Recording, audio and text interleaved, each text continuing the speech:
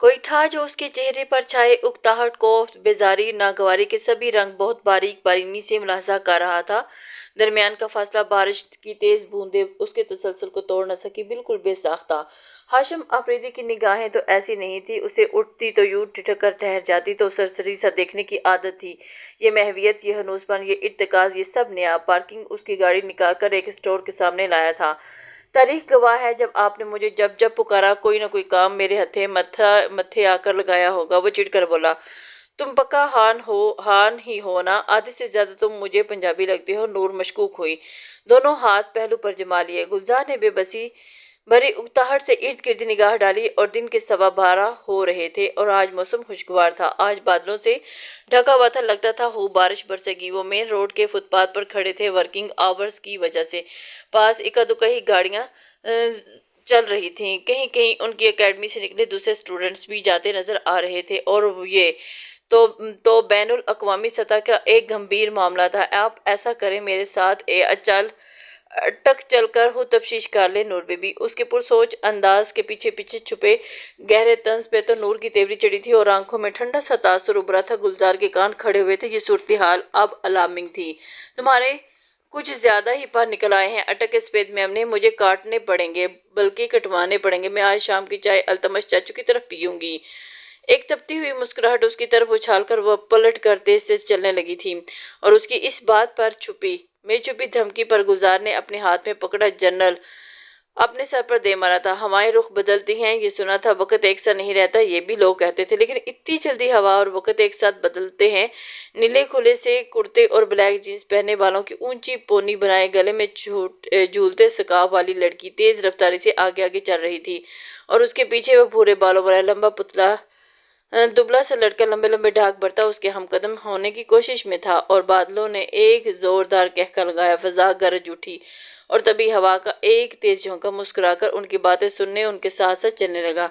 नूर बीबी, आप भी ना बड़ी जल्दी बुरा मना जाती हैं। उसके साथ होते वो खुशगवारियत की तह लहजे पर चढ़ाते हुए बोला तो साथ थोड़ा हंस भी दिया, एक जबरदस्ती की हंसी जिस पर दिल में उसे रोना भी आ रहा था। मेरे घर में तो भाई नहीं है, तुम्हारे घर में तो दो बहनें हैं ना? बड़ी मासूमियत से उसकी बात वापस लौटाई। गुलजार का हलक तक कड़वा हो गया था। खून आज शाम नजरों से उसे देखा जो अब बिल्कुल सीधे सीध में ही देख रही थी। काश मैं कोई जिन होता जो आपकी आंखों से निकलते शोलों से भस्म कर देता। आह, मगर वो सिर्फ सोच सकता था। कैसी बातें करती हैं आप भी, हमसाये ही तो हमसायों की मदद करते हैं। आखिर अपने तो अपने होते हैं ना? अंदाज में क्या ही अपनायत थी। लेकिन वो चलते चलते रुकी और उसकी तरफ चेहरा घुमाया। गुलजार की आंखों में जमाने भर की सादगी और नरमी ओद आई थी। पास कोई गिरगिट होता तो चलो चुल्लू भर पानी में डूब मरता। वो बेचारा तो बिला वजह ही बदनाम था। असल रंग तो यहाँ बदले जा रहे थे। कुछ दिन पहले किसी ने मुझसे कहा था कि अपने तो सिर्फ खूनी रिश्तेदार होते हैं। आंखें घुमाकर सोच सोच कर बोल रही थी गुलजार फीका सा। वो कोई कम अकल इंसान था, ना समझ। आजकल के तो दौर में होंठ सफेद हो गए हैं और अपने सिर्फ वो होते हैं जिन्हें हमारा एहसास होता है, और वो कोई भी हो सकते हैं। फुटपाथ पर चलते दोनों भी उससे कहते हुए अपनी और उसकी तरफ इशारा किया। नूर ने समझने के कैसे अंदाज में सर हिलाया। अच्छा, तो तुम अब क्या चाहते हो? वो जनरल सीने से लगाए हुए दोनों हाथ बांधे हुए खिड़की खड़ी उसे देख रही थी। अब आया ना ऊंट पहाड़ के नीचे। मैं चाहता हूँ आप हमारे घर लाले के साथ आज शाम चाय पीने ना आए। उसके लहजे में मिन्नती हूँ। नूर ने गर्दन हिलाई। देखो, मुझे ना ये धमकियां देना, लोगों को फिक्स करना, ये सब अच्छा नहीं लगता। वो अफसोस से कहते हुए जरा रुकी थी और फिर राजदारी से थोड़ा उसकी तरफ झुकी। लेकिन मैं क्या करूँ, लोग शराफत की जुबान समझते नहीं। उसके चेहरे पर मासूमियत के साथ बेचारगी दर आई थी। गुलजार ने हंस कर बहुत सारा अकड़पान अंदर ही अंदर पी लिया था। अच्छा ठीक है, नहीं आती। गर्दन अकड़ाकर एहसान किया गया। गुलजार ने तो शुक्र भरे अंदाज में सर को हम दिया था। जान में जान आई थी ब्लास्टर से जो जान टली थी। अब वो दोनों साथ साथ चल रहे थे। एक बात बताओ पूछें। ताज़ा ताज़ा सीज फायर हुआ था और अब दोनों सुकून से था। तुम मुझसे इतना डरते क्यों हो? अपनी बात पर बहुत ही मलहूज होती हुई हंसी थी। हफत से गुलजार का चेहरा सुर्ख हुआ था, बेचैनी से पहलू बदला था। नहीं, मैं आपसे डरता नहीं हूँ, कहते हुए वो जरा तवक्कुफ को रुका था। बस आपके वालिद मोहतरम से डरता हूँ, कहते हुए आवाज मध्यम हुई थी और नूर की हंसी बुलंद। तुम्हें लगता है कि अभी तुम्हें डांटेंगे अगर मुझसे बात करोगे तो? हंसी रोककर उसे देखा। आपने सुना नहीं नूर बीबी, दोस्ती और दुश्मनी अपनी हैसियत के लोगों में ही अच्छी होती है। वो सादगी से कह रहा था। اچھا ایسا ہوتا ہے کیا؟ تم سے پہلی بار سنا۔ اس نے ہاتھ میں جیسے مکھی اڑائی تھی، اور ویسے میرے ابھی کو تم مجھ سے زیادہ بہتر لگتے ہو، کہتے ہوئے اس کی تیوری چڑھی تھی۔ ایسا ہے کیا؟ گلزار کو خوشگواری سی حیرت ہوئی تھی۔ وہ لوگ اپنی کالونی میں داخل ہو چکے تھے۔ زیادہ خوش مت ہوا۔ نہیں، یہ صرف غلط فہمی ہے، ورنہ حقیقت میں ایسا کچھ نہیں۔ اب ہوا میں مت اڑنے لگنا، آج اتنی تیز ہوا چل رہی ہے، تمہاری صحت کے لیے اچھا نہیں ہے، کہیں اڑ کر دور جا گرے تو کہاں سے ڈھونڈے پھریں گے تمہیں۔ گلزار بھی ٹھیک سے خوش ہوا بھی نہیں ہو پایا تھا، اور نور اس کے خوشی کے غبارے سے ساری ہوا نکال دی تھی۔ باقی تو چلو ٹھیک ہے، لیکن اس کے دبلا پن پر کیا جانے والا طنز بہت ذاتی نوعیت کا تھا، اس کے دل پر جا لگی تھی۔ ایک بھرپور گھوری سے اسے نوازتے ہوئے اس کے قدم کی رفتار تھمی تو وہ رکا، اور آگے بڑھتی ہوئی نور نے گردن گھما کر حیرت سے اسے دیکھا تھا۔ وہ اسے عجیب نظروں سے دیکھ رہا تھا، چہرے پر 12 بجے ہوئے تھے۔ کیا ہوا اب؟ وہ نہ سمجھی سے اس کے تنے نقوش والے چہرے کو دیکھ رہی تھی۔ اسے سمجھ نہیں آ رہی تھی کہ اب اسے کیا ہوا ہے۔ یہ بہت کٹھور ہے۔ کیا چیز؟ میں آپ کو موٹی بلاؤں تو آپ کو اچھا لگے گا؟ وہ بگڑ کر بولا۔ نور کا منہ صدمے سے کھل گیا۔ میں موٹی نہیں ہوں، بس تھوڑی ہیلدی ہوں، ذرا چیخ کر بولی تھی، دانت پیس اور ماتھے پر گرے بال انگلی کی لکیر کھینچے چھوا تھا۔ ارے جائیں، اب امیروں کا اپنا ہی کرائیٹیریا ہوتا ہے۔ سر جھٹک کر وہ منہ پھلائے آگے بڑھ گیا تھا، اور وہ حیرت سے منہ کھولے اسے ہی جاتا دیکھتی رہی تھی۔ ایسی بھی کیا نازک مزاجی! وہ اتنی سی بات دل پر لے گیا تھا۔ میں نے تو جسٹ اسے دبلا پتلا ہی کہا تھا۔ ارے گلزار، میری بات تو سنتے جاؤ، جو مجھے تم نے کہنی تھی۔ اس نے پیچھے سے ہانک لگائی تھی، لیکن وہ سر جھٹکتا بنا رکے، بنا پیچھے مڑے اور بنا کچھ کہے آگے بڑھتا گیا۔ جس وقت وہ اسٹور سے باہر نکلی تھی، تیز بارش برس رہی تھی، اور اس نے خوف سے آسمان کی جانب دیکھا، اور پھر سامنے پانی میں تار ہوئی سڑک کو وہیں شیڈ کے نیچے ایک ہوتی وہ کھڑی ہوگی، اور پانی میں اس کے سارے جوتے بھیگ جانے تھے۔ آج تو وہ پہن کر بھی کپڑے کے پمپی شوز آئی تھی، اور اس کا عبایا الگ بھیگتا۔ بارش میں بھیگنا اسے کبھی پسند نہیں تھا۔ کاش وہ صبح گھر سے چھتری ہی لے آتی تو وین اسٹاپ تک جانا آسان ہو جاتا، لیکن صبح بارش والا ہی تھا موسم، اور کب جو وہ اس ساتھ بھاگ کرتی۔ کچھ دیر وہی کھڑے ہو کر بارش تھمنے کا انتظار کرتی، وہ نظریں باہر برستی بارش کی تیز بوندوں پر جمائے ہوئے تھی۔ ایسے بارشیں کبھی پسند نہیں رہی تھی۔ جب بھی تیز بارش ہوتی، گلی کا پانی صحن میں داخل ہو جاتا، اور بارش رکنے کے بعد اسے صحن دھونا پڑتا۔ تبھی سے بارشوں سے اس کی ہاس بنتی نہیں تھی۔ ہلکی پھلکی بوندا باندی ابھی تک تو بات ٹھیک تھی، لیکن یہ موسلادھار بارشیں! اس نے ایک جھرجھری لی، اور روڈ پر اچھا خاصا پانی جمع ہو چکا تھا۔ ہر گزرتی گاڑی کے ٹائروں کے ساتھ پانی کے چھینٹے اڑتے اور دور تک سفر کرتے اور سامنے والے منظر میں وہ اس قدر محو تھی کہ اس سے آس پاس کوئی خبر تک نہ تھی۔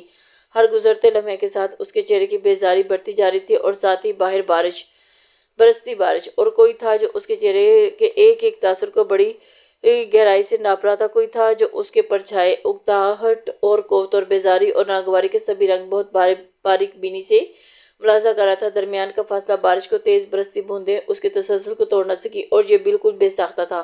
بس نظر اٹھی اور ٹھہر گئی۔ ہاشم آفریدی کی نگاہ ایسی تو نہیں تھی کہ اٹھتی تو یوں ٹھٹک کر ٹھہر جاتی۔ اسے تو سرسری سا دیکھنے کی عادت تھی۔ یہ محویت، یہ ہنوز پن، یہ ارتکاز، یہ سب نیا تھا۔ پارکنگ سے اس کی گاڑی نکال کر ایک ورکر اسٹور کے سامنے لایا تھا۔ وہ سیاہ چھتری لیے بنا ادھر ادھر دیکھے اسٹور سے نکلا، گاڑی کے پاس پہنچا۔ بارش کے چند چھینٹے چھتری کے باوجود اس کی ڈریس پینٹ کوٹ کو بھگو گئے تھے۔ اس کے قریب پہنچنے پر وہ لڑکا ڈرائیونگ سیٹ سے نیچے اترا، اور اتنی سی دیر میں اس کے کپڑے بھیگ گئے تھے۔ چھتری ترچھی کیے وہ ڈرائیونگ سیٹ پر بیٹھا، اور ساتھ ہی ہاتھ لمبا کر کے وہ چھتری اس لڑکے کو دی تھی۔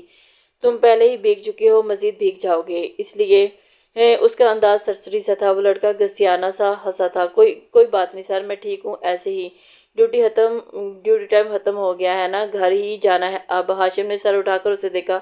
وہ بے کر خوش لگتا تھا۔ گرمیوں کی بارشیں بھیگنے کے لیے تو ہوتی ہیں، منچلوں کو وہ ناگوار کیسے گزر سکتی ہیں؟ اس نے سر کو ذرا سا ہم دیا۔ اچھا اسے بند کر دو، چھتری کی طرف اشارہ کیا تو اویس جی سر کہتا ہوا جلدی سے اس کے ہاتھ سے لینے لگا۔ نظریں گھما کر دروازہ بند کرنا چاہا، تبھی اس کی نظر شیڈ کے نیچے کھڑی مہین پر بالکل اچانک سے پڑی تھی۔ ہاشم نے کھڑکی کا شیشہ نیچے کیا، اور اویس کو چھتری بند کرنے میں دقت آ رہی تھی، پتہ نہیں وہ بند کیوں نہیں ہو رہی تھی، اور اس کے ساتھ الجھا کھڑا تھا، اور ہاشم کی نگاہ غیر ارادی طور پر کہیں اور جا الجھی۔ یہ لیں سر، ہو گئی۔ اویس کی آواز پر کچھ چونک کر اس کی طرف گردن گھما کر پھر کچھ سوچ کر چھتری کو دیکھا۔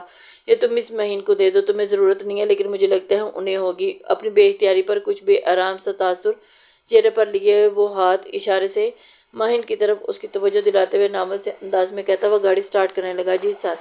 अवैस कहकर तेज तेज दौड़ने के से अंदाज में चलता महीन की तरफ बढ़ा। हाशिम गाड़ी स्टार्ट किए खड़ा रहा। उसे चले तो जाना चाहिए था, लेकिन वो खड़ा रहा यूं ही बेवजह। महीन जी आपके लिए। वो बिल्कुल अचानक अपने करीब अपने नाम की पुकार पर चौंकते बिना न रह सकी। अब ना समझी से अवैस उसके हाथ में पकड़ी छतरी को देख रही थी। हाशिम सर ने भेजी है, आपको जरूरत पड़ सकती है, कहते हुए उसकी आवाज में कोई हास तास तो नहीं था, मगर माहीन फिर भी पहलू बदल गई। अवैस ने सर घुमाकर हाशिम की गाड़ी की तरफ देखा और तभी माहीन ने उसकी नजरों का ताकुब किया था और उससे कुछ फासले पर रोड पर उसकी गाड़ी खड़ी थी। शीशा थोड़ा सा नीचे था और वो उसे देख सकती थी। वो भी उसी जाने मतवज्जो था। इन दोनों को अपनी तरफ देखता पाकर वो गाड़ी का शीशा ऊपर करते गाड़ी आगे बढ़ा गया। नहीं, मैं चली जाऊंगी, इसकी जरूरत नहीं। उसकी गाड़ी के आगे बढ़ते ही उसने रस्तानी से इनकार करना चाहा था। अरे ले लें, कल वापस कर दीजिएगा, आप भी तो काफी देर से खड़ी हैं, बारिश तो रुकने वाली नहीं लगती। वो उजले से बोल रहा था, उसे भी तो घर जाना था। माहीन ने उलझन के बावजूद छतरी उसके हाथ से ले ली थी। वो वापस चला गया और माहीन कुछ देर गुमसुम सी खड़ी इसी छतरी को देखती रही थी। क्या इसे ये लेनी चाहिए थी? वो यही सोच रही थी। और उसे काफी देर यहाँ खड़ा देखकर वो जो ये भेजी इतनी बेखबर क्यों खड़ी थी, उसे एहसास तक न हुआ कि उसे कोई ऑब्जर्व कर रहा है। ज़हन में आज उसकी पलाई झाड़ और चेहरे पर उड़ी थी। आज वो खुद देने आता तो मैं उसे साफ साफ मना कर देती, मुझे किसी का एहसान लेने की कोई जरूरत नहीं। सोचते हुए नहोबत से सर झटका था। फिर बाहर बरसती बारिश को देखा और हर ख्याल ज़हन से झटक कर दिया। मैंने कौन सा मांगी थी, खुद देकर गया है, और मैंने कौन सा सारी जिंदगी के लिए रख लेनी है। सुबह वापस कर दूंगी, साथ साथ एक शुक्रिया भी मुंह पे दे मारूंगी। छतरी खोलकर उसके नीचे होती वो बाहर निकल आई थी। बारिश बरस रही थी, लेकिन अब पहले जितनी बुरी नहीं लग रही थी। वो भीग जो नहीं रही थी। चेहरे पर एक मुस्कुराहट नमूदार हुई और उसके पंपी शूज भीगने लगे थे। गीलापन पाँव महसूस कर रहे थे। अबाए पर पानी के छींटे पड़ रहे थे, लेकिन वो पूरी की पूरी भीगने से बच गई थी। फिलहाल यही बायसे इत्मीनान था। तेज बरसती बारिश में वो सुस्त रवि से चलती आहिस्ता आहिस्ता निगाहों से दूर होती जा रही थी। हम सब के पास एक ऐसी छतरी जरूर होनी चाहिए जो हमें जमाने के सर्द और गर्म से बचा सके, और उसकी तलाश में खुद को हवार मत करें, लेकिन मुयसर आ जाए तो कुफराने नेमत भी मत करें। शुक्र वाजिब हो जाए तो अदा करना खुद पर फर्ज कर लें। आपका क्या ख्याल है? वो उसकी तरफ मुतवज्जो होते हुए बोला था। दिन की रोशनी को रात के अंधेरे में पूरी तरह से ढांप चुके थे। स्ट्रीट्स लाइट होने की वजह से साथ ही घरों के अंदर बत्तियां भी थी, और दिन में होने वाली बारिश के बाद मौसम साफ हो चुका था। आसमान पहले से ज्यादा शफाफ और तारे ज्यादा चमकदार मालूम होते थे। फिजा में हल्की फुल्की नमी घुली हुई थी और मौसम खुशगवार हो चुका था। ऐसे में हयात मंजिल की रोशनियां भी जा रही थी। नीचे वाले पोर्शन में खामोशी, जबकि ऊपर वाले पोर्शन में बावजूद खामोशी के कुछ हलचल सी मची हुई थी।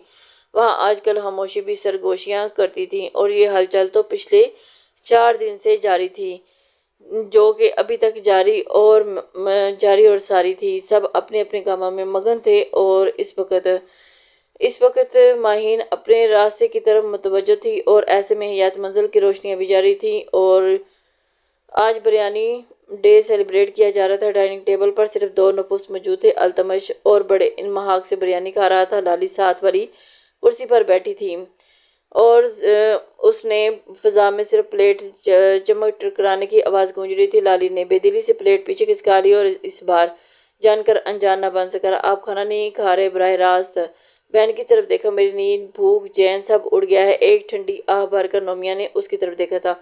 वो आधी आस्तीनों वाली सफ़ेद पोलो शर्ट पहने हुए था, और पीछे की जानिब अच्छे से जमाए बाल गीले लगते थे, और जैसे कुछ देर पहले शावर लिया हो, और चेहरा बिल्कुल तरोताज़ा। आखिरी नवाला मुंह में रखते हुए उसने गला खंगारा। चम्मच प्लेट में वापस रखी और नैपकिन हाथ में लेते हुए बराह रास्त नजरें नोमिया पर जमाए पूछा था, हैरियत, तुमने मेरे सर पर जो बम जो गिरा दिया है? और नोमिया ने उसे हुस्मगी नजरों से घूरा था और नैपकिन से होंठ थपथपाकर वापस रखते वो मुस्कुराया था। ऐसा कौन सा बम फोड़ दिया है मैंने? नोमिया इस वक्त सोग में थी। नोमिया ने हुस्मगी नजरों से उसे घूरा था और नैपकिन से होंठ थपथपाकर वापस। अल्तमश की मंगनी का जिक्र करना मुनासिब रहेगा, मुदस्सर ने कहा। तो नोमिया ने इस बात सर में हिला दिया। मैं तो कल आउट ऑफ सिटी जा रहा हूँ, तो मैं तो साथ नहीं आ पाऊंगा। इरम साथ चली जाएगी। मुबशर ने साफ पहलू बचाया था। इरम बेदिली से मुस्कुराई। शोहर को की नकियों से देखकर, लेकिन वो नजरअंदाज कर गई। चलो ठीक है, मैं, नोमिया, अतिया और इरम चले जाएंगे। थोड़ा आगे होकर बैठा और चलो जी, चलो सीधा। नोमिया ने मुंह के जाविये बिगड़े और हबकी से सर झटका था। वज़ीर-ए-आला अपनी हंसी रोक गया था। जल्दी पर तेल छिड़कना महंगा भी पड़ सकता है। سچ سچ بتاؤ، کیا تم سنجیدہ ہو؟ اس کی طرف جھکتے ہوئے نومیہ نے جب یہ سوال پوچھا تو کہیں ایک موہم سی آس تھی، اس آس میں لپٹی شدید خواہش کہ شاید وہ اس دن کی کہی بات خود ہی کر دے۔ وہ اس آس میں لپٹی شدید خواہش کہ شاید وہ اپنے اس دن کی کہی بات خود ہی رد کر دے۔ التمش اس کی طرف دیکھتے سکون سے ہاں میں سر ہلایا تو وہ منہ بنا کر پیچھے ہوئی، ایک گہری سانس اندر کھینچی جس سے اس کے نا کی آس کا جلتا بوجھتا دیا ہمیشہ کے لیے گل ہو گیا تھا۔ نومیہ کو سوچنا چاہیے تھا، اس کے سامنے بیٹھا اس کا چھوٹا بھائی دوسروں کی توقعات روندنے کا ماہر تھا۔ میری تو کچھ سمجھ ہی نہیں آ رہا، تم نے پتہ نہیں کیا دیکھا ہے اس لڑکی میں، تمہارا اس کا کچھ سچ میں کوئی میچ ہی نہیں ہے التمش۔ نومیہ 4 دن سے یہی سوچ رہی تھی، اب کھلے بال دونوں ہاتھوں میں کان کے پیچھے کرتے ہوئے پریشانی سے بولی تھی۔ وہ خاموش رہا، گہری نظریں اس کی پریشانی کے ناپ تول میں مصروف تھی۔ لالی تم سمجھ کیوں نہیں رہی ہو کہ اس کا اور ہی میرا ہی اس کے ساتھ میچ ہے، اور تم دیکھنا وہ بالکل میرے ساتھ۔ وہ بے چین سی لگتی تھی، جیسے سمجھ ہی نہ پا رہی ہو کہ اسے کیسے سمجھائے۔ ساتھ ہی اپنے دائیں شانے پر رکھا دوپٹہ سیٹ کیا، شانے سے گر کر بازو پر آ ٹھہرا تھا۔ صرف وہی ہے جو میرے ساتھ چل پائے گی۔ جواب کی بے ساختگی قابل ستائش تھی اور اس کے پریقین انداز میں کہنے پر نومیہ ٹھٹکی۔ آپ اطمینان رکھیں لالی، میں جذبات میں بہہ کر فیصلہ کرنے والوں میں سے نہیں ہوں، بہت سوچ سمجھ کر کہہ رہا ہوں۔ مشال ہی وہ لڑکی ہے جو میرے ساتھ گزارا کر لے گی۔ وہ بہت سکون سے کہہ رہا تھا اور نومیہ نے اس بار بھی اسے اتنے ہی اچنبھے سے دیکھا تھا جتنے 4 دن پہلے اسے اس کے سامنے کھڑے ہو کر بات کی تھی۔ اور مجھے تو پھر مجھے قائل کرو التمش حجات، کیسے تم لوگوں کی عمروں میں جو فرق ہے اسے کچھ دیر کے لیے سائیڈ لائن کر بھی دیا جائے تو وہ لڑکی جس نے ابھی صرف BSc کر رکھا ہے وہ نہ تعلیم میں تمہارے ہم پلہ ہے اور نہ ہی پرسنالٹی گرومنگ میں، جسے بات کرنے کے لیے پہلے اپنی بڑی بہن کی طرف دیکھنا ہوتا ہے اور چھپنے کے لیے دادی کا کندھا درکار۔ وہ ایک کم اعتماد سی کم گو سی لڑکی ہے، وہ تمہارے سرکل میں موو کیسے کر پائے گی؟ وہ پرزور سے انداز میں اپنے سارے خدشات اس کے سامنے رکھ رہی تھی، مگر دوسری طرف التمش کا اطمینان اپنی جگہ جوں کا توں برقرار تھا۔ اب یہ آپ سمجھ کیوں نہیں رہی ہو؟ لیکن پھر بھی اب کیوں اتنا سوچ رہی ہیں لالی؟ وہ میرے لیے بہت پرفیکٹ ہے۔ یہ کہ تمہیں پرفیکٹ میچ لگ رہا ہے، وہ دھیمی آواز میں صدمے سے چیخی تھی۔ کل کو تم اپنے ساتھ کسی گیٹ ٹو گیدر میں لے کر چلے گئے تو کتنی سبکی ہوگی، اندازہ ہے تمہیں؟ نومیہ نے اسے دکھتا سر تھاما تھا۔ مجھے بیوی چاہیے، شو پیس نہیں، وہ سپارسی آواز میں بولا تو نومیہ حیرت سے اسے دیکھنے لگی۔ وہ اپنے ہول میں سمیٹنے لگا۔ بات تو شو پیس کی نہیں تھی، لیکن اب تمہیں کیسے سمجھاؤں؟ ان دونوں نے بے بسی سے اوپر اٹھائے، پھر محتاط سے انداز میں اسے دیکھا۔ دیکھو التمش، ہو سکتا ہے کل کو تمہیں اپنے فیصلے پر پچھتاوا ہو، اس لیے سوچ سمجھ کر فیصلہ کرو، پھر ہی بات آگے بڑھاؤں گی۔ اس کے بازو پر اپنا بازو ہاتھ رکھ کر تھپکا۔ التمش نے ہونٹ اوکے کے انداز میں سکڑے چند لمحے سوچنے کے لیے پھر بولا، آپ کو پتہ ہے نا میں نے شیریں سے اپنی انگیجمنٹ کیوں ختم کر دی تھی؟ ہاں اندازہ تو ہے کہ تم نے کیوں ختم کیا تھا، لیکن پھر بھی، وہ بولا تو بے حد سنجیدہ لگتا تھا۔ نومیہ نے کچھ کہنے کے لیے لب کھولنے چاہے تھے، لیکن ان کی طرف دیکھتے ہی اس نے اپنی بات جاری رکھی تھی۔ ہاں ایسا ہی تھا، پرفیکٹ میچ لگتے ہیں، لیکن پھر بھی کیا ہم ایک ساتھ نہیں چل سکتے؟ بہت سی باتیں جنہیں قبول نہیں کر پایا، اور کچھ باتیں تھیں جو اسے مجھ میں اچھی نہیں لگتی تھی۔ کچھ نہیں، صرف ایک بات تھی التمش، تم نہیں چاہتے تھے وہ فیشن ڈیزائننگ میں پروفیشنلی آئے۔ نومیہ نے اس کی بات کاٹی، وہ سر ہلا گیا۔ اور پھر ہاں ایسا ہی تھا، مجھے ورکنگ لیڈی سے شادی نہیں کرنی تھی، اسے مجھ سے اور پروفیشن میں کسی ایک کو چنا تھا۔ وہ فیصلہ نہیں کر پا رہی تھی، اور پھر میں نے اس کی یہ مشکل خود ہی آسان کر دی تھی۔ کہتے ہوئے اس نے کندھے اچکائے تھے، اور اسی وجہ سے ہم ساتھ نہیں چل پائے تھے، اور اچھا ہی ہوا تھا کیونکہ میری سوچ اس کی سوچ سے بہت مختلف تھی۔ نومیہ نے اسے تعصب سے دیکھا تھا۔ اس فیصلے پر اسے خاندان بھر کی لعن طعن کا سامنا کرنا پڑا تھا، پر مجال تھی جو اسے کوئی اثر لیا ہو۔ وہ اپنی بات پر ڈٹا رہا، یہاں تک کہ باقی سب کو پیچھے ہٹنا پڑا اور اس کے حال پر چھوڑ دیا۔ وہ تمہاری بے وقوفی تھی اور کچھ نہیں۔ نومیہ نے صاف کوئی سے کام لیا تھا۔ التمش دھیرے سے ہنسا تھا۔ میرے لیے وہ میری عاقبت اندیشی تھی، آپ کے لیے بے وقوفی ہی صحیح۔ ورکنگ وومین، تمہیں پرابلم کیا ہے آخر؟ کبھی کبھی تمہیں دیکھ کر لگتا ہے کہ اتنے ویل آف ایجوکیٹڈ، اتنی اچھی پوسٹ اور اتنی شاندار پرسنالٹی کے باوجود تمہاری سوچ وہی قنوعیت پسند پرانے خیالات کے مالک مردوں کی سی رہ گئی ہے جنہیں عورت اپنے شانہ بشانہ چلتی برداشت نہیں ہوتی۔ پہلی بار نومیہ نے اتنی تلخی سے آئینہ دکھایا تھا کہ التمش کچھ دیر خاموش نظروں سے اسے دیکھتا رہا، پھر سر جھٹک کر ہنسا جیسے ان کی بات کو بہت انجوائے کیا ہو۔ مجھے کسی دوسرے کی ورکنگ وومن سے کوئی پرابلم نہیں، مجھے بس اپنی لائف میں ورکنگ وومن نہیں چاہیے۔ مجھے جسٹ اپنے مجھے جسٹ بیوی چاہیے، اس نے ہاتھ اٹھا کر دو ٹوک انداز میں کہا تھا۔ نومیہ اس کی عجیب سی منطق پر تعجب سے اسے دیکھتی رہ گئی۔ وجہ نومیہ نے پوچھا تو وہ سر سے سانس بھر کر رہ گیا تھا۔ عورت کی پہلی ذمہ داری کیا ہے لالی؟ وہ جواب کے بجائے سوال کرنے لگا۔ آپ کے لیے آپ کی اولین ترجیح کیا ہے؟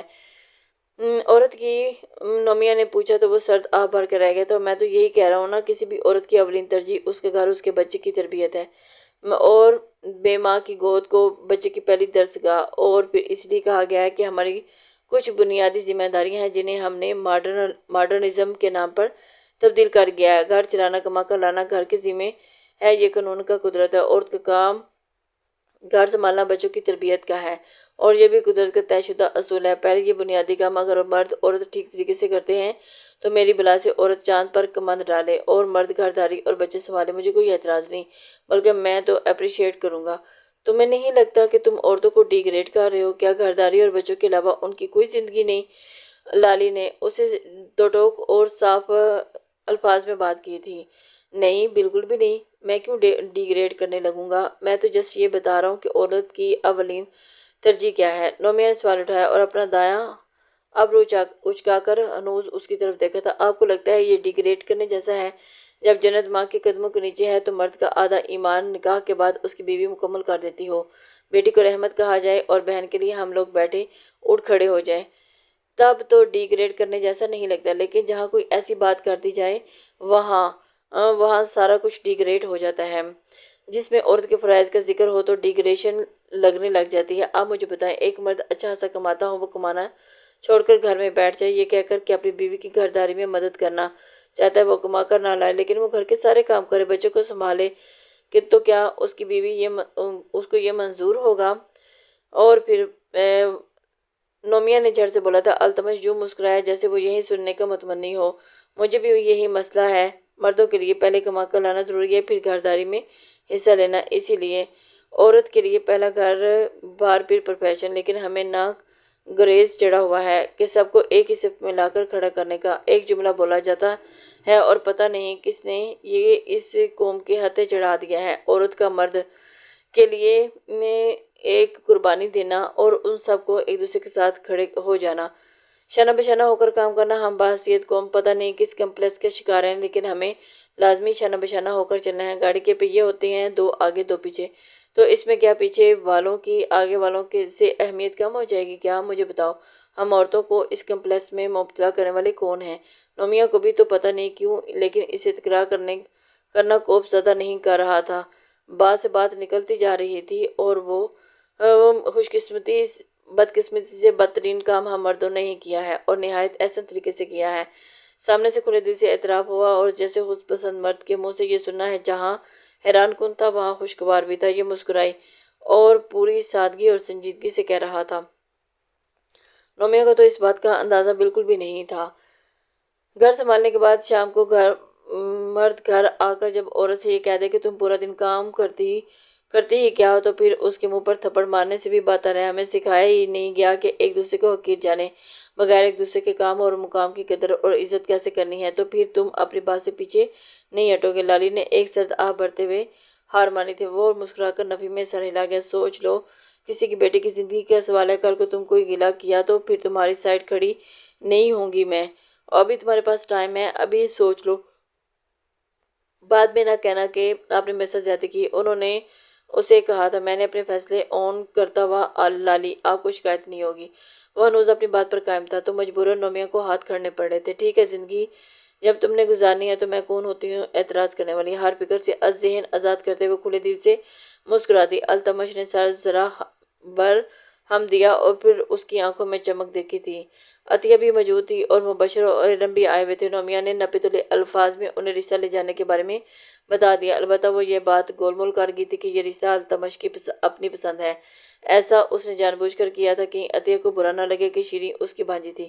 دیکھ لو نومیہ، اس سے اچھی طرح پوچھ لو، کہیں ایسا نہ ہو کہ پچھلی بار کی طرح اس بار بھی بعد میں ہم رشتہ توڑ دیں۔ عطیہ نے کچھ تلخی سے کہا تھا۔ باقی سب خاموش رہے، گویا اس بات سے متفق تھے جس وقت التمش نے رشتے کے لیے کہا تھا اور اپنی رضامندی دی تھی۔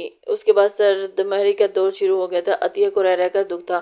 شیریں اور التمش کی منگنی پر وہ بہت خوش تھی۔ التمش کے مزاج تھوڑے الگ تھے، وہ سب سے تھوڑا کھچا کھچا رہتا تھا مگر اس کا فیوچر برائٹ تھا۔ منگنی توڑے جانے کے بعد ان کے بھائی نے ان سے ناراضگی کا جو اظہار کیا، پھر ناراضگی کے اسی دور میں وہ وفات پا گئے۔ عطیہ کے دل سے یہ بات کبھی نہیں نکل سکی، ان کے درمیان میں نہ بات ہونے کے برابر تھی۔ التمش نے بھی کبھی اس رنجش کو دور کرنے کی کوشش نہیں کی تھی، اور نہیں بھابی، ایسا نہیں ہوگا، اتنے سال گزر گئے ہیں، ہمیں آگے بڑھنا چاہیے اب، نومیہ نے مسکرا کر رسان سے کہا تھا۔ عطیہ نے بھی اس کی بات بڑی توجہ سے سنی تھی اور وہ مان گئی تھی۔ ٹھیک ہے، التمش کی منگنی کا ذکر کرنا مناسب رہے گا۔ اور پھر مدثر نے کہا تو نومیہ نے اس بات میں سر ہلا دیا۔ میں تو کل آؤٹ آف سٹی جا رہا ہوں، تو میں تو ساتھ نہیں آ پاؤں گا۔ ارم ساتھ چلی جائے گی، مبشر نے صاف پہلو بچایا تھا۔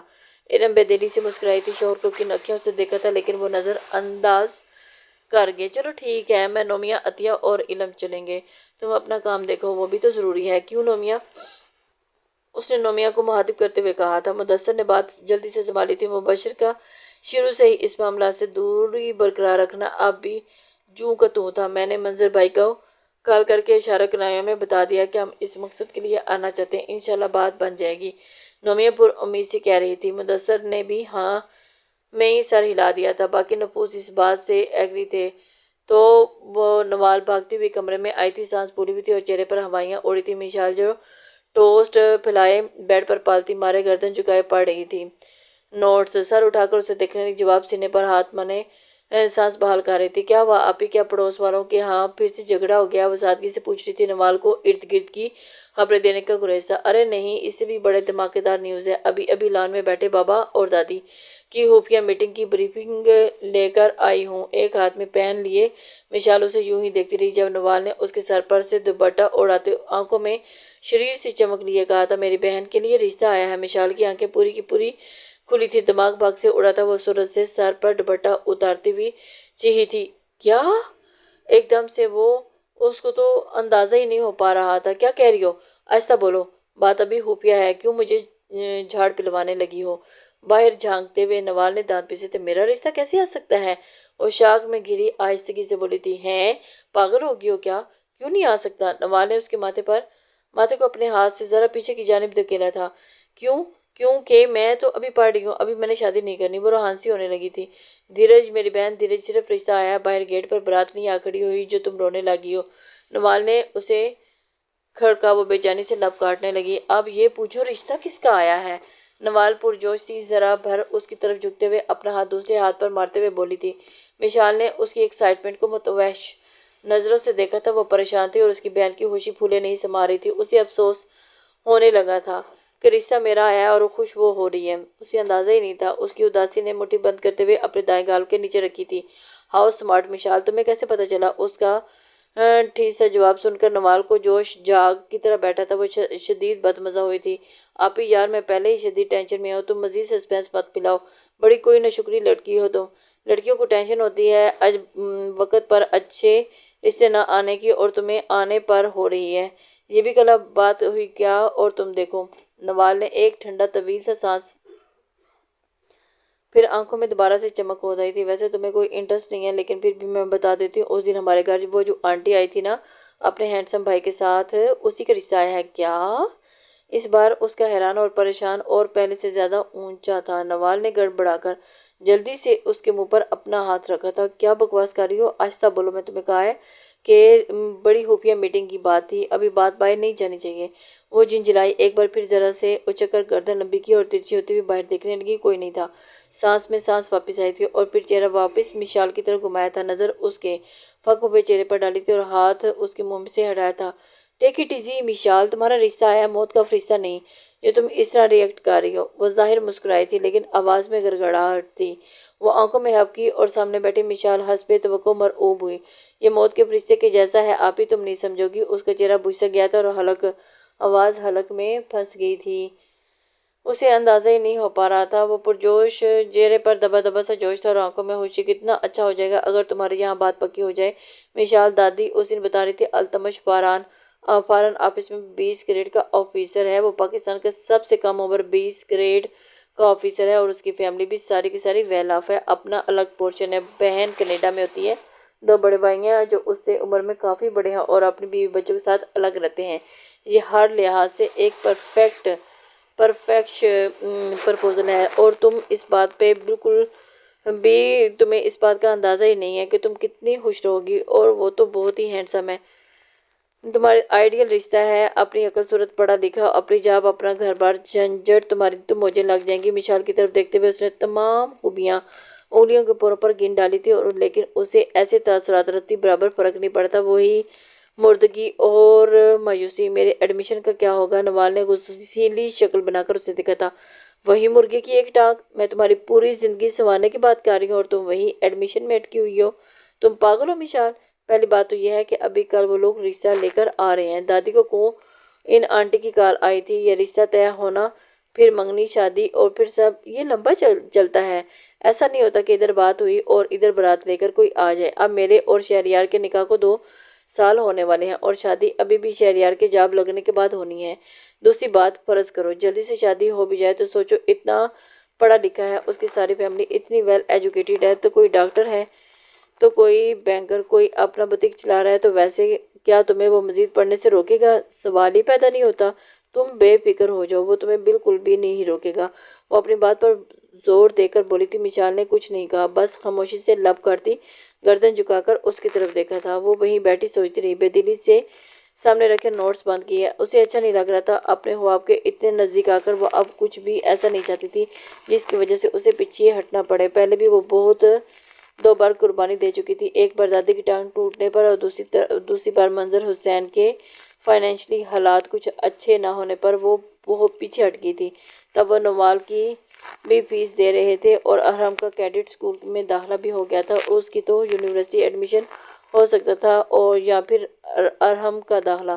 اس نے منظر سے کہا کہ وہ ارحم کا داخلہ کروا لیں۔ اب نوال کا آخری سیمسٹر تھا اور اس کا ایڈمیشن ہو جانا تھا۔ ایسے میں یہ رشتے کی آمد اسے بری طرح سے کھٹک رہی تھی۔ اتنے سال وہ گھر بیٹھی رہی، تب تو کوئی رشتہ نہیں آیا، اور اس رشتے نے بھی کیا ابھی ٹپک نہ تھا۔ وہ بہت زیادہ پریشان ہو چکی تھی، اور سوچ سوچ کر اس کا دماغ پاگل ہو رہا تھا۔ اور آج دوسرا دن تھا، لیکن بارش اب بھی وقفے وقفے سے ہو رہی تھی۔ کبھی مطلع صاف ہو جاتا تو کبھی کالی گھٹائیں برسنے کو تیار ہو جاتی۔ آج ہاشم اسٹور سے نہیں گیا تھا، اسے ایک دوست سے ملنے جانا تھا، اور دوپہر کے بعد کا وقت تھا۔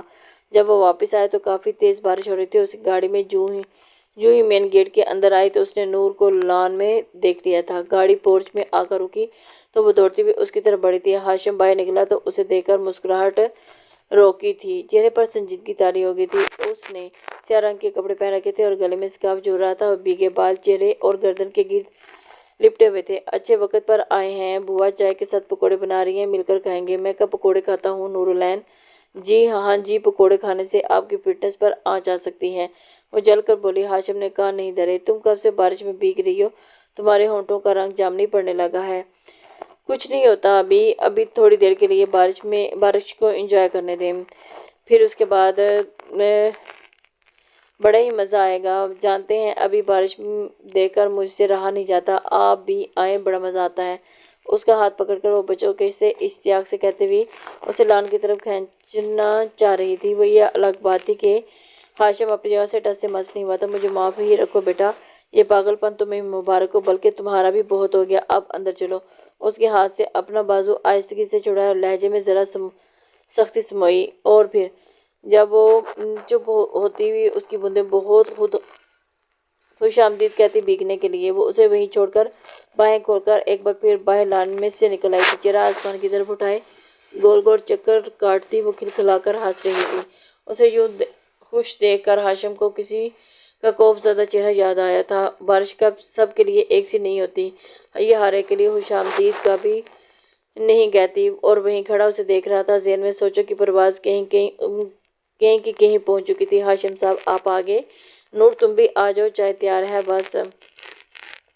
گھر کے انٹرنس پر کھڑی رحمت بوا نے پکار کر چونکا اور سر جھٹک کر ان کی جانب دیکھا۔ وہ فربہ جسامت کی مالک، 60 سے اوپر کی خاتون تھی، ایک عرصے سے ان کے ہاں ملازمت کر رہی تھی، اب تو گھر کے بڑے فرد کی حیثیت رکھتی تھی۔ بس آئی بوا، 2 منٹ۔ نور کا بھی ابھی من نہیں بھرا تھا۔ تم آ رہی ہو یا میں دروازہ بند کر دوں؟ پھر کل تک صبح تک تم یہی لان میں رہ سکتی ہو۔ وہ جاتے جاتے مڑا اور اسے نرم سے لہجے میں تنبیہ کی تھی۔ نہیں میں تو آ رہی تھی ابھی، آپ بھی نا بڑے جلدی سے سیریس ہو جاتے ہیں۔ جاؤ شاباش، چینج کر لو، جلدی سے آؤ، ابھی 5 منٹ میں آئی۔ وہ چٹکی بجا کر اندر کی جانب بھاگی تھی۔ بوا نے सुकून का सांस लिया, वरना पिछले आधे घंटे से उनके 4 बार बुलाने पर भी वो हर बार यस बस थोड़ी देर का कह देती थी। आप भी ना इसे कुछ नहीं कहती, बुआ बुआ बीमार पड़ जाएगी। ये मैं तो बहुत कहती हूँ, मेरी सुनती ही कब है। बुआ ने भी अपने बारे में बता दिया था। बुआ कहते हुए हंसी थी और फिर अरे मेरी तो सुनीता अपना बारिश को देखकर कैसी बावली हो जाती है, जानते तो हैं आप। बुआ कहते हुए हंसी थी और उनकी आवाज़ें दूर होती हुई मध्यम होती जा रही थी। बाहर बारिश की बूंदें अभी तक टप टप टप बरसती थी। देसां दा राजा मेरा बाबल दा प्यारा, देसां दा राजा मेरा बाबल दा प्यारा नी, वीर मेरा घोड़ी चढ़िया नी, सेयो नी घोड़ी चढ़िया, सोने दियां तारां दा सेरा सजिया, वीर मेरा दा होर रूप सवाया, झलिया ना जाए लश्कारा नी, वीर मेरा घोड़ी चढ़िया, देसां दा राजा मेरे बाबल दा प्यारा। हयात मंजिल के ऊपरी पोर्शन के लिविंग एरिया का एक अजीब सी खुशी का तासुर रचा बसा था। सेंट्रल टेबल पर 2 बड़ी बड़ी गिफ्ट पॉकेट्स बास्केट रखी हुई थी, जिस पर पिंक कलर की बारीक नेट सजा हुआ था और उनके अंदर कुछ गिफ्ट्स पहले ही रखे हुए थे और कुछ अभी यहाँ वहाँ बिखरे पड़े हुए थे। नोमिया मुस्कुराते हुए मनहूस होकर गिफ्ट्स के ऊपर रैपर्स चढ़ा रही थी, जो उन्हें शाम को मिशाल के लिए लेकर जाने थे। आज वो बाकायदा रिश्ता लेकर जा रहे थे। वहीं गुलजार खड़ा देख रहा था। बहुत ज़्यादा खुश हूँ लाली, फाइनली वो दिन आ गया। मैं भी आप लोगों के साथ चलूँगा। क्यों, किस खुशी में? इन दोनों के साथ एक साथ सर उठाकर देखा था। कोट उतारता अल्तमश ने उनकी जानिब आ रहा था। गुलजार बदमज़ा होता हुआ उठकर उसके लिए पानी लेने चल दिया। वो आ गया मतलब उसके जाने का कोई सवाल ही नहीं पैदा होता। तुम आज जल्दी वापस आ गए? लाली ने उसकी तरफ देखता हुआ वो एक तैराना निगाह साहब के फिलावे पर डालता हुआ सोफे पर से चूड़ियां साइड करता हुआ बैठा था। साथ ही गले में टाई खींचकर निकालते हुए सोफे पर डालते शर्ट का ऊपरी बटन खोला था। आप तो यूं कह रही हैं जैसे पहली बार आया हूँ। उनकी बात को दूसरी तनाजर में लेते हुए उसने कुछ जताया। नोमिया ने हंसी दबाकर सर नफी में हिलाया था। वो कैसे भूल गई थी। उसका भाई भी ये बात कभी नहीं मानेगा कि वो आज के दिन की मुनासबत की वजह से जल्दी आया है। नहीं, अब मैंने ऐसा कुछ नहीं कहा। मैं तो उसकी तरफ होकर वो टांगे फैलाते रिलैक्स से अंदाज में बैठा था। गर्दन तिरछी किए हुए नोमिया के हाथों की महारत को देखा था, वो जो बड़ी दिल जमी से एक ब्रांडेड लोन के जोड़े को रैप कर रही थी। आप चाय पिएंगे लाला? किचन की तरफ से जाते गुलजार ने हाँक लगाई थी। जरूर। चलो अल्तमश, ये पकड़ो, स्कॉच टेप ही उतार कर देते जाओ ताकि जल्दी हो जाए। अजीज भाई और अतिया भाभी आते ही होंगे। और फिर नोमिया ने उछल से टेप उसकी तरफ बढ़ाई थी तो वो तो इसी पोजीशन में नीम दराज उनके हाथों से लेता हुआ बिना चूचना किए उनके कहे पर अमल करने लगा, क्योंकि जहन कहीं और उलझा हुआ था और उसे अंदाज़ा ही नहीं हुआ और उसने नोमिया की बात मान ली थी। अतिया भाभी और जब मुदस्सर भाई आए तो उन्होंने देखकर एकदम हैरान हुए। उसके माथे पर बलों को जगह बनाते हुए देखकर नोमिया ने एक ठंडी आह भरी थी। अल्तमश हाथ रोककर भाई को देखा था तो नज़रों में ही नहीं, नज़र में भी एक तादीब थी। हम रिश्ता लेकर जा रहे हैं, ठंडे ठार लहजे में कुछ बावर करवाना चाहा। वही तो मैं कह रहा हूँ, रिश्ता लेकर जा रही हैं या बारात? नहीं। टेप का थोड़ा सा हिस्सा काटकर उनके हवाले करते हुए उसके इत्मीनान में कोई फ़र्क नहीं आया था। इज्जतदार घरों में रिश्ते ऐसे ही लेकर जाते हैं। और फिक्र मत करो, बारात जाएगी तो तुम्हें अपने साथ लेकर जाऊंगी। ऐसी भी क्या जल्दी है, तुम बेफिक्र हो। कंधे उचकाए गए।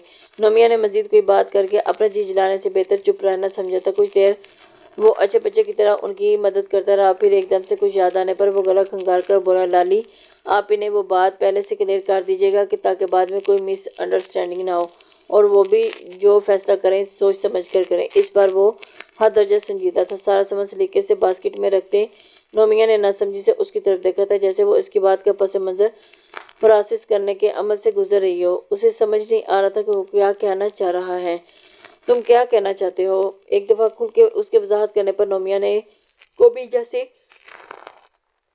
याद आया था ये सब बातें बाद में की जाती हैं। अल्तमश आज ही शराइत रख दूंगी तो बात आगे कैसे बढ़ेगी? नोमिया ने उसे समझाओ और उसे कुछ बारीक भी नहीं समझाने की सही की थी। अब वो एक आखिरी निगाह अपनी सारी तैयारियों पर डालते हुए पुरसुकून से उसकी तरफ मुड़ी। क्यों, इसमें क्या बुराई है? हम एक ताल्लुक जोड़ रहे हैं तो उनकी बुनियाद सच्चाई पर होनी चाहिए ना, बजाय इसके कि पहले वो हाँ करें और बाद में हम ये बात करके उन्हें मुश्किल में डालें। तो बेहतर नहीं है सबसे पहले बता दिया जाए ताकि उनके लिए आसानी रहे। अगर उन्होंने इनकार कर दिया तो नोमिया के उसके अंदर की दर्जा संजीदगी पर कुछ तजस्सुस सा जागा था। जो भी था, आज से पहले अल्तमश को उसने अपनी शादी के मौजू को लेकर इतना संजीदा नहीं देखा था। I don't think so. اس دوران وہ پہلی بار مسکرایا تھا۔ اس کی آنکھوں میں یقین کی چمک تھی جو نومیہ کو بہت ہی بلی لگ رہی تھی۔ پھر بھی ہونے کو کچھ بھی ہو سکتا ہے، نومیہ نے اسے پھر ڈرایا تھا۔ کچھ بھی نہیں ہوگا، آئی تھنک سو۔ تو پھر ان کی بدقسمتی ہوگی، میرے جیسا پرفیکٹ بندہ اور کہاں ملنا ہے ان کی بیٹی کو، کندھے اچکا کر جس لاپرواہی سے کہا گیا تھا۔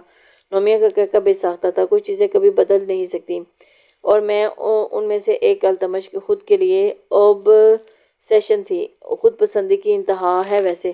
انہوں نے ملحوظ ہوتے ہوئے اب سارا پھیلاؤ سمیٹنا شروع کیا تھا۔ ان کے ارد گرد کافی کچھ بکھرا پڑا تھا۔ یہ آپ کی رائے ہے، ورنہ جو ہے سو ہے۔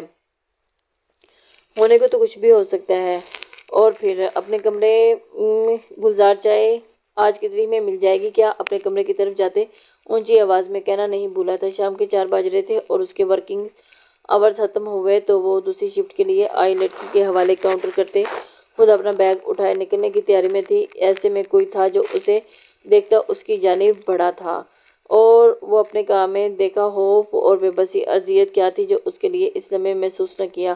اس کے چہرے کی رنگت ایک لمحے میں فاق ہوئی تھی، اور وہ دنیا کا آخری شخص بھی ہوتا تو بھی وہ اس کا سامنا نہیں چاہتی تھی۔ اس کی زندگی کے 7 سال اس آدمی نے کسی دیمک کی طرح کھائے تھے، اور سامنے سمیر تھا، اس کا سابقہ شوہر۔ دوسری طرف اسے دیکھ کر پہلے بے یقینی اور پھر انجانے سی خوشی اس کے چہرے پر جھلکی تھی۔ مجھے یقین نہیں آ رہا کہ یہ تم میرے سامنے کھڑی ہو، وہ یوں کہہ رہا تھا جیسے کوئی بچھڑے دوست اچانک کہیں ٹکرا جائیں اور اس کی جگہ کوئی اور ہوتا تو مارے شرم کے وہ اس کے سامنے آتا ہی نہ، اور وہ اتنی بے شرمی سے اس کے سامنے آن کھڑا ہوا تھا۔ اسے تو یہ اندازہ ہی نہیں ہو رہا تھا۔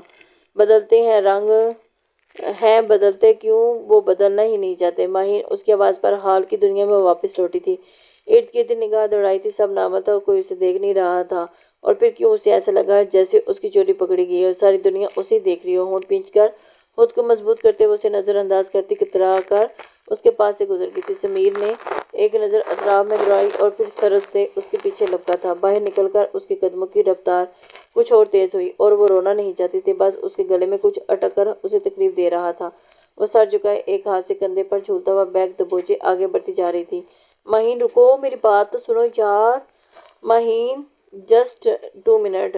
رکتے ہوئے سامنے والے فریق نے اس کی ٹکر نہ گریز تھی، اور بیک وقت اس نے اس کے سامنے کھڑے ہاشم نے ہاتھ میں پکڑے موبائل سے نظر اٹھا کر دیکھا، نظر سے نظر ملی اور کانوں کو سنائی آواز کے تعاقب میں گئی۔ ماہین نے دم ساتھ لیا۔ وقت گواہ تھا اس کا، جب اس سے سامنا ہوا ہمیشہ غلط وقت پر ہی ہوا۔ یہ بھی ایسا ہی ایک وقت تھا، اور یقیناً اس نے اس کے پیچھے سے آتی آواز سنی ہوگی۔ سمیر چلتا ہوا ماہین کے پہلو میں آ کھڑا ہوا۔ وہ جان نہیں سکی کہ وہ ہاشم پر اپنی نظر ہٹا نہیں سکی جس کی نگاہیں سمیر پر ٹھہری تھی، اور وہ پھر اس سے ہوتے ہوئے اس کے ساتھ کھڑی ماہین تک گئی، اور اس کی بری آنکھوں کا تاثر بدلا اور وہ سرسی ہوگی۔ لیکن وہ یہ صرف اتنا ہی نہیں تھا، وہاں کچھ اور بھی تھا، اور بس یہی وہ لمحہ تھا جس نے ماہین کے قدموں کے نیچے سے پتھریلی زمین گیلی ریت میں تحلیل ہوگی، اور اس کا وجود نیچے دھنستا چلا ہی گیا تھا۔ عرصہ ہوا تھا اس نے لوگوں کی لفظوں، لہجوں اور نگاہوں اور رویوں سے مرعوب ہونا چھوڑ دیا تھا۔ پھر اس کی بدلتی آنکھیں کیوں اس کے اندر کہیں بہت دور تک کھبی تھی۔ وہ خاموشی سے ایک کٹیلی نگاہ اس پر ڈالتا ہوا اس کے سامنے سے کنی کترا کر آگے بڑھ گیا۔ تب ماہین کے دل میں بہت شدت سے یہ خواہش جاگی تھی کہ وہ کالر سے جکڑ کر اسے روکے اور واپس اپنے سامنے کھڑا کر کے اسے چلا کر کے اپنی نظروں کا وہ ملامتی مشکوک سا تاثر ٹھیک کرو۔ ایسا نہیں تھی جیسا وہ ابھی اسے سمجھ کر گیا تھا۔ وہ بجلی کی سی لپک سے پیچھے مڑی تھی۔ تب تک وہ گلاس ڈور کے پیچھے گم ہو چکا تھا۔ اس کے اندر غصے کی ایک شدید لہر جاگی تھی۔ کیا ہوا؟ تم جانتی ہو اس آدمی کو؟ سمیر اس کا ٹھٹکنا بھانپ گیا تھا، اور جہاں اس کے اندر پنپتے لاوے کو باہر نکلنے کا راستہ مل گیا۔ وہ اس کی طرف گھومی اور اپنی بے خوف غصے سے بھری آنکھیں اس کی آنکھوں میں گاڑی تھی۔ تمہارا مسئلہ کیا ہے؟ تم چاہتے کیا ہو اور کیوں ادھر میرے پیچھے آئے ہو؟ اس کے لہجے کی قطعیت اسے دنگ کر کے رہ گئی تھی۔ ہونٹ سختی سے نیچے اور دیکھتے اس کی آنکھوں میں جو شعلے لپک رہے تھے انہوں نے سمیر کی ساری تیزی ترازی ایک طرف سے کر کے وہ بت بنا وہیں کھڑا رہا اور تیز تیز قدموں سے دور جاتا دیکھتا، خود کی پہنچ سے بہت دور۔ شکر ہے سب خیر و عافیت سے ہو گیا تھا۔ رات کے وقت زہرا بھی کمرے کے مخصوص بیٹھک میں بیٹھی تھی جس میں زہرا اور منظر شامل تھے۔ آج کیوں ایک خاص موضوع زیر بحث تھا۔ تو تینوں بچوں میں سے وہاں کوئی بھی موجود نہیں تھا۔ شام میں نومیہ، عزیز، عطیہ اور ارم باقاعدہ طور پر مشال کا حصہ لے کر آئے تھے۔ ان لوگوں نے بھی حاتم مدارت میں کوئی کسر نہیں چھوڑی تھی، اور جاتے جاتے نومیہ نے بھابھیوں سے نظر بچا کر زہرا بی کو سائڈ پر کرتے التمش کی بات بھی دبے لفظوں میں ان تک پہنچا دی تھی۔ ہاں جی، رشتہ تو ہر لحاظ سے بہترین ہے، پھر کون سا کوئی غیر ہے جو تحقیق کرانے کی ضرورت پڑے گی؟ بس مجھے مشال کی تھوڑی پریشانی ہے۔ میری بیٹی کا خواب تھا MBBS کرنا۔ ان لوگوں کی باتوں سے جہاں تک اندازہ ہوتا ہے وہ شادی جلد کرنا چاہتے ہیں اور اس طرح تو مشال کی تعلیم ادھوری رہ جائے گی۔ اب پھر میری بیٹی کا خواب جو ہے وہ ادھورا رہ جائے گا۔ بڑی کوشش کے بعد ابھی تو اس نے اپنے بارے میں سوچنا شروع کیا تھا، لیکن اب کیا کیا جا سکتا ہے؟ بیٹا، زندگی میں ملنے والی ہر شے نعمت ہے، اور جو نعمت جس وقت مل رہی ہے اسے خوش دلی سے لے لینا چاہیے۔ یہ تو سارے نصیب کے فیصلے ہیں۔ ویسے اس وقت اگر تمہاری جیب اجازت دیتی تو مشال کا دوسرا سال چل رہا ہوتا۔ تمہاری نوکری کو بھی تو چند سال باقی ہیں۔ تم پر بھی بڑی ذمہ داریاں ہیں بیٹا، اور بیٹی تو اور پھر پریشان بھی کتنے رہتے ہو۔ مشال کی ڈاکٹری پڑھنے کے خرچے کو لے کر اتنی مہنگی پڑھائی ہے، اس کی کیا پتہ تمہارے وسائل تمہیں اجازت دیں نہ دیں۔ تو جس چیز میں پہلے ہو مگر اس کے لیے ایک گہرائی خوشی کو نہ کرنا بھی کفران نعمت ہے۔ اور پھر آج کل اچھے رشتے اتنی آسانی سے کہاں ملتے ہیں؟ تو سوچ لو بیٹا۔ ویسے مجھے تو یہ رشتہ بہت پسند آیا ہے۔ دادی نے تو اپنی مکمل وضاحت دی تھی۔ اسے رشتہ پسند آ گیا تھا، بس اپنے بیٹے کی رضامندی چاہیے تھی۔ وہ جان بوجھ کر فی الحال نومیہ کی کہی بات بیٹے سے چھپا گئی تھی۔ وہ تو سب ٹھیک ہے ماں جی، لیکن وہ متفق ہو کر کچھ متبزز سے تھے۔ ایسا کرو، استخارہ کر لو۔ زہرا بی نے بھی جیسے ان کی مشکل آسان کی تھی، یہ ٹھیک رہے گا۔ اور منہ رکھے گھٹنوں سینے سے لگائے ان کے گرد بازو لپٹی تھوڑی گھٹنوں پر ٹکائے بیڈ شیٹ کے ڈیزائن کو غائب دماغی سے دیکھ رہی تھی۔ اس نے پستہ رنگ کی پرنٹڈ شلوار قمیض پہن رکھی تھی، اور جس کا دوپٹہ اس وقت لا پرواہی سے شانے پر جھول رہا تھا، اور بقول نوال کے آج وہ معمول سے زیادہ پیاری لگ رہی تھی۔ تمہاری نند تو سامان ایسے لائی تھی جیسے رشتہ طے ہونے کے بعد تمہاری پہلی عیدی آئی ہو۔ اس کے ساتھ ہی کچھ فاصلے پر اپنے بیڈ پر بیٹھی نوال اس کے لیے آسمان کھول کر ستائشی انداز میں نہ صرف دیکھ رہی تھی بلکہ بھرپور تبصرہ بھی کر رہی تھی، جس میں مشال کی عدم دلچسپی پر اس نے ایک دو بار بہن کو گھورا مگر اثر نہ ہوا۔ وہ سب چھوڑ چھاڑ کر اٹھتی اس کے سامنے آ کر بیٹھی تھی۔ کیوں منہ لٹکا رکھا ہے مشی؟ اس کے اپنا ہاتھ رکھتے ہوئے نرمی سے استفسار کیا۔ مشال نے اس بار تھوڑی اٹھا کر اس پر شکایت کی اور نظروں سے دیکھا۔ آج کل وہ یوں ہی ہفا سے لگتی ہے۔ نوال کا سمجھانا بھی ہاتفا اثر نہیں دکھاتا۔ آپ نہیں جانتی؟ الٹا سوال کیا تو نوال نے ایک گہرا سانس لیتے خود کو جیسے تیار کیا، اور ایک طویل بحث کے لیے وہ سمجھانا چاہتی تھی کہ نوال تم اللہ کا شکر ادا کرو، مگر مشال پھر بھی جواب نہیں دیا۔ ارے پاگل، پہلی بات کون سا تمہاری کل ہی شادی ہونے والی ہے، اور فرض کرو ہو بھی گئی تو اس کے خاندان میں ہر کوئی پڑھا لکھا ہے، خود بھی وہ اتنی اعلیٰ پوسٹ پر ہے، کیا وہ تمہیں مزید پڑھنے سے منع کرے گا؟ سوال ہی پیدا نہیں ہوتا۔ بلکہ اچھا ہے نا، وہ فائنینشلی سٹرانگ ہے، تمہیں اچھا بیک اپ مل جائے گا یہاں تو۔ پھر مگر کی سچویشن ہے، تم ابو کے حالات بھی تو دیکھ رہی ہو نا، ان کی تنخواہ میں اتنا سب کچھ مینج ہونا آسان نہیں۔ وہ لون لینے کا سوچ رہے تھے، اس کے باوجود مشی 5 سال کم وقت میں تو نہیں ہے نا، وہ کتنا کچھ کر پائیں گے۔ پھر ابھی ارحم بھی تو ہے، اس کی پڑھائی، ابو کتنا کچھ کر لیں گے۔ تمہیں تھوڑا سا ریشنلی چیزوں کو دیکھنا ہوگا۔ اگر تمہاری جگہ میں ہوتی تو اپنی قسمت پر رشک کر رہی ہوتی۔ اور اتنا اچھا کمپلیٹ پیکج مل رہا ہے تمہیں یار، لیکس سٹیٹس اور فائنینشلی سٹرانگ، ویل سیٹل، اچھی پوسٹ، اور کیا چاہیے تمہیں لڑکی؟ اور ایک ہم جیسے ہوتے ہیں جن کے بیچارے پچھلے 1 سال سے ڈگری ہاتھ میں لیے جگہ جگہ حق چھان رہے ہیں، اس کے بعد اللہ اللہ کر کے کہیں جاب ملے گی، پھر سیٹل ہونے میں پتہ نہیں کتنے سال لگیں گے۔ اور تم دیکھو نوال اس کے دل و دماغ پر چھائے جمود کو توڑنا چاہا تھا تاکہ وہ درست زاویے کو دیکھ سکے، پرکھ سکے۔ مشال جو اس کی بات نہ چاہتے ہوئے بھی پوری توجہ سے سن رہی تھی، اور اس کے چہرے کے تناؤ میں ہر گزرتے پل کے ساتھ غیر شعوری طور پر کمی آتی جا رہی تھی۔ منظر حسین کے حالات سے وہ اچھے سے واقف تھی۔ نوال کی کاؤنسلنگ نے اس کی پرمردگی پر اچھا اثر ڈالا تھا، اور وہ اسے ہی کہتی تھی کہ اسے عقل مندی کا مظاہرہ کرنے کی ضرورت تھی۔ منظر حسین کے مالی حالات بنا کسی لمبے چوڑے لون کے اس کے MBBS کروانے کے لیے بھی اب باپ کی پریشانی نظر آئی تھی، تو وہ شروع سے ہی کمپرومائزنگ نیچر کی تھی۔ ایک بار پہلے بھی اس نے نوال اور ارحم کے لیے قربانی دی تھی، اور اب تو اس کے پاس ایک اچھا آپشن موجود تھا، اور وہ باپ کو بنا کسی مشکل میں ڈالے اپنا خواب پورا کر سکتی تھی۔ لیکن شادی کے بعد MBBS کرنا اتنا آسان نہیں ہوگا ابھی۔ اس نے ایک نیا مدعا اٹھایا تھا۔ اتنا مشکل بھی نہیں ہوگا، بس سپورٹ سسٹم تگڑا ہونا چاہیے۔ مسکرا کر دو بدو جواب دیا تھا۔ وہ نوال تھی، اسے ہر مشکل میں آسانی نکالنے کی عادت تھی اور اس کے اس انداز پر مشال اتنے دنوں میں پہلی بار مسکرائی تھی۔ شکر ہے ہمیں بھی یہ مسکراہٹ تمہارے چہرے پر دیکھنی نصیب ہوئی، ورنہ مجھے تو لگا تھا کہ تم ایک ہی بار شادی کے بعد مسکراؤ گی۔ نوال نے تناؤ کے بادل چھٹے اور دیکھ کر شکر کا سانس لیا تو ساتھ ہی اس کی ہلکی سی چوٹ بھی کی تھی۔ کیا ہے آپی، تنگ مت کریں۔ اپنی جنم مٹانے کے لیے اس نے حقیقت کا اظہار کیا، اپنے صدمے سے نکلتے ہوئے جس سے پہلے احساس نے اسے اپنی لپیٹ میں لیا تھا وہ شرم کا تھا۔ ایک عام سی لڑکی جس نے بھلے ابھی پڑھائی کے سوا کبھی شادی کے خواب نہیں دیکھے تھے، لیکن جس معاشرے کی پیداوار تھی وہاں آج بھی اس لفظ شادی سے لڑکیوں کی لاج جڑی تھی، اور اسے اب سوچ سوچ کے ہی شرم آ رہی تھی اور اس کا چہرہ لال گلابی ہوئے جا رہا تھا۔ نوال نے تو اپنا فرض ادا کر دیا تھا مشال کا دماغ سیٹ کرنے میں۔ نوال ہلکے دل کے ساتھ اس کے سامنے اٹھی اور تیزی سے اپنے بیڈ پر بکھرا سامان اٹھا کر اس کے سامنے رکھنے لگی تھی۔ غیر ارادی طور پر مشال نے پاؤں پیچھے کرتے اس کے لیے جگہ بنائی تھی۔ تمہاری نند کی چوائس تو باکمال ہے، اور کیا معلوم یہ التمش بھائی کی ہی پسند ہو۔ وہ دوسری بار مڑ کر باقی چیزیں اٹھانے کو پلٹتے ہوئے ساتھ بول بھی رہی تھی، کہتے ہوئے التمش بھائی پر خصوصی توجہ دی گئی تھی، اور یہ پہلی بار تھا جب مشال کے دل کی بیٹ اس کے نام پر مس ہوئی تھی۔